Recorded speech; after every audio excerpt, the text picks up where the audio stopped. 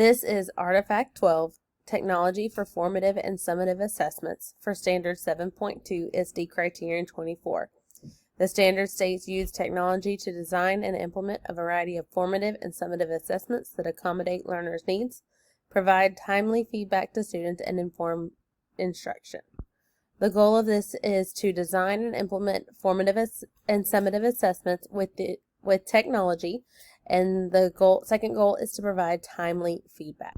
For this artifact, I chose my personalized learning assignment of showing two formative assessments that I used for this personalized learning plan, a Google Form mini assessment on static electricity and a Google Form mini assessment on circuit electricity. This is the Google Form for mini assessment for static electricity as a formative assessment.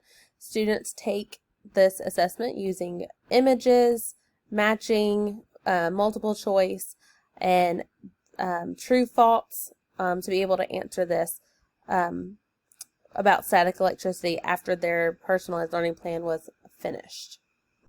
This is the formative assessment for the electricity and simple circuits, conductors, and insulators portion of their personalized learning plan. It too uses Google Form to create this formative assessment. There were multiple choice questions, but on this one we also added, gave them a situation here, and then we also added construct a response questions that the students had to answer. After students complete the mini lesson assignments, the student and the teacher, myself, will meet and discuss their results and look at the questions they missed to reflect over their answers. Our district provides our summative assessments for our science courses, and students took a Unit 2 Science Summative Assessment after the unit was completed. The program is called Illuminate. Students use their computers to log into their class link, which will then log into their Illuminate, and students will take the Illuminate test, the unit test, digitally.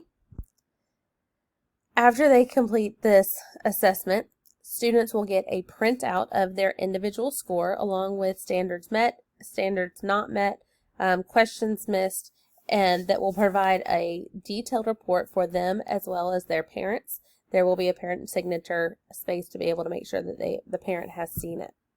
I use these summative assessments to review questions missed, specific questions that I may need to go over, and standards that maybe need reteaching or readdressed.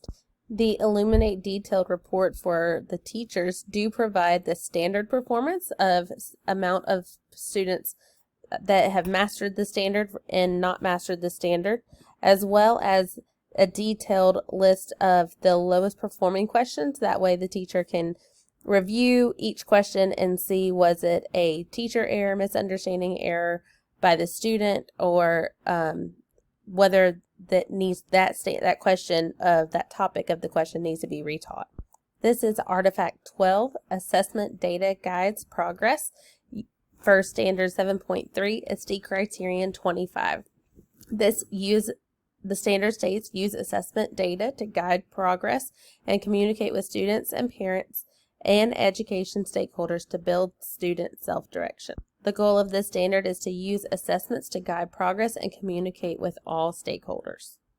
For this specific artifact, I chose my summative assessment analysis, specifically on the reporting results to students and other stakeholders section of this specific assignment.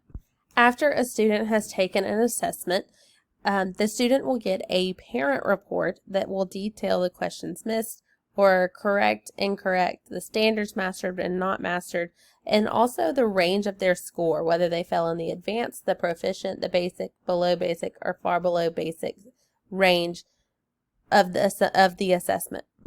When I give out each parent report, I meet with the student to discuss their score, their range of where their score fell, and also the questions missed and the standards mastered and not mastered.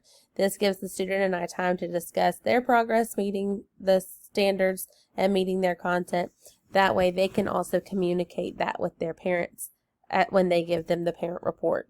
If there are students that did not meet specific standards, or there were questions that I needed to address. I would meet with these students in the coming week to do a little reteach lesson and an activity. That way the student is provided an alternate instruction, and then they are able to take an alternate assessment to be able to see if their progress has met that standard. I email parents the day that the parent reports do go home. That way they are aware and can be looking for it. That way they are able to sit down with their student and talk about their score, their questions missed, standards, and anything else in the parent report.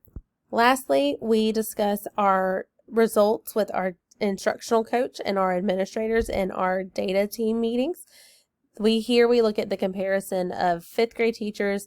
We look at the commonalities and the differences, but we also look at this across the county of other fifth grade science scores for that specific unit to see how we compared to demographics very similar to ours.